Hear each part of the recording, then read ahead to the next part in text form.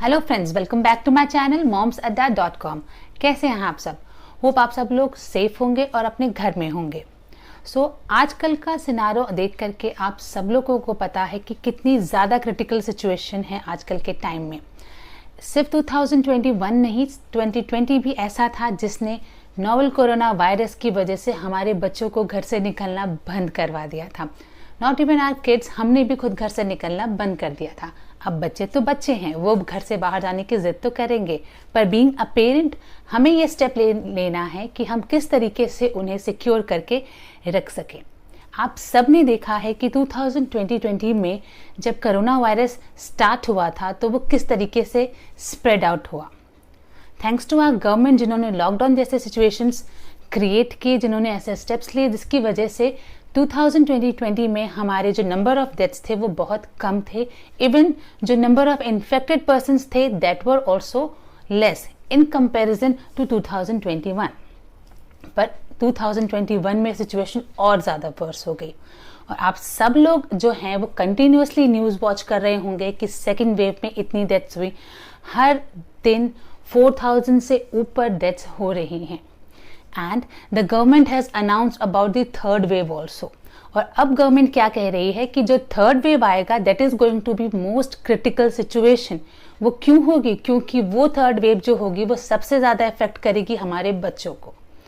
आज मैं आपके सामने कुछ ऐसे छोटे स्टेप्स लेकर के आई हूँ जिसको फॉलो अप करके आप अपने बच्चे को तैयारी कर रही है, इस बात में प्रैक्टिस कर रही है, एक्सपेरिमेंट्स भी हो रहे हैं कि हम किस तरीके से वो वैक्सीनेशन जो है वो अपने बच्चों को दे सकें।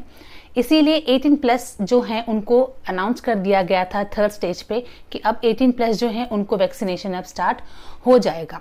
वैक्सीनेशन की बात अगर मैं करूं बच्चों में, तो फाइजर एक कंपनी है अमेरिका में, अमेरिका ने अनाउंस कर दिया है कि 12 इयर्स प्लस के जो बच्चे हैं उनको फाइजर कंपनी जो है उसका बना हुआ जो वैक्सीनेशन है वो गवर्नमेंट ने अलाउ कर दिया है 12+ इयर्स के बच्चों को लगाने के लिए। But now here in India अभी तक ऐसा कोई वैक्सीनेशन नहीं आया है। इन दिस वीडियो, ये जो मेरा वीडियो है इसके अंदर स्पेशली मैं कंसर्न करूंगी उन बच्चों को जो कि 12 ईयर से कम हैं। आइए जानते हैं कि कौन कौन से ऐसे स्टेप्स हैं जिनको आप घर पे ले करके अपने बच्चे को अवेयर कर सकते हैं नोवेल कोरोना के बारे में, और कुछ ऐसे स्टेप्स जिनको फॉलो करके आप अपने बच्चे को इन्फेक्शन से आप अपने घर पे ले सकते हैं। वो ये है कि आप अपने बच्चे को रेगुलर हैंड वॉश की प्रैक्टिस कराएं। हैंड वॉश जो है वो कई स्टेप्स में होता है, आप सबने एडवर्टीजमेंट्स में भी देखा होगा वो स्टेप्स फॉलो करने के लिए।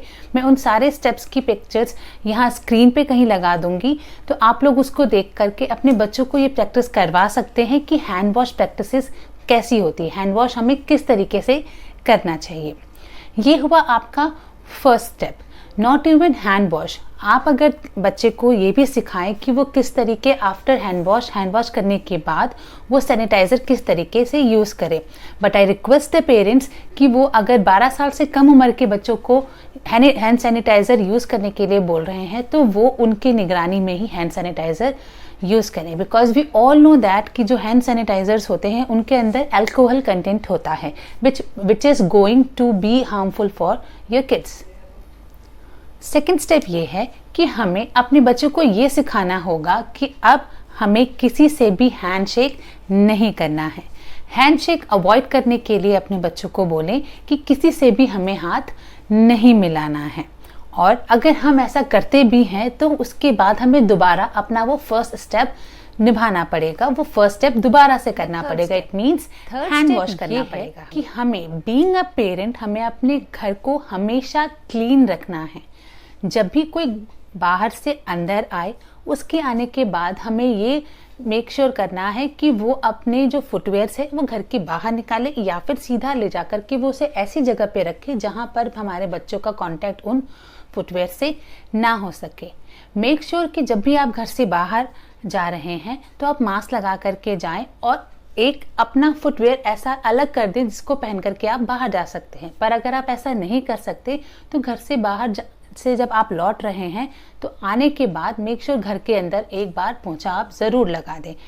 आजकल मार्केट में कई सारे ऐसे डिसइंफेक्टेंट अवेलेबल हैं जो कि मॉपिंग के लिए यूज़ किए जाते हैं। So as we are talking about the toddlers, toddlers के बारे में हम बात कर रहे हैं, तो the fourth step will be, हम बीइंग अ पेरेंट क्या कर सकते हैं कि जब भी कुछ ऐसी सिचुएशन आए, जैसे कि आप आजकल का सिनारियो देख रहे हैं, government has announced the lockdown, एक स्पेसिफिक टाइम दिया गया है कि बिटवीन 8 to 11 जो भी नेसेसरी जो शॉप्स होंगी वो खुलेंगी। तो बीइंग अ पेरेंट हमें क्या करना चाहिए, हमें एक लॉन्ग टर्म पीरियड के लिए take it as 1 month, 1 month के लिए हमें अपने जो नेसेसरी चीज़ें हैं, फॉर हुम, फॉर द टॉडलर जो आपके घर के अंदर है, जो बच्चा आपके घर के अंदर है, उसके लिए 1 महीने की जो नेसेसरी चीज़ें हैं, लाइक डायपर्स, वाइप्स, अगर आप फॉर्मूला देते हैं अपने बच्चे को तो फॉर्मूला हो गया, नेसेसरी मेडिसिन जो हैं उसके लिए, वो सारे एक स्टॉकअप करके रख सकें, ताकि इन फ्यूचर अगर कभी हमें उनकी ज़रूरत पड़े तो हमें मेडिकल शॉप जाने की ज़रूरत ना पड़े, हमें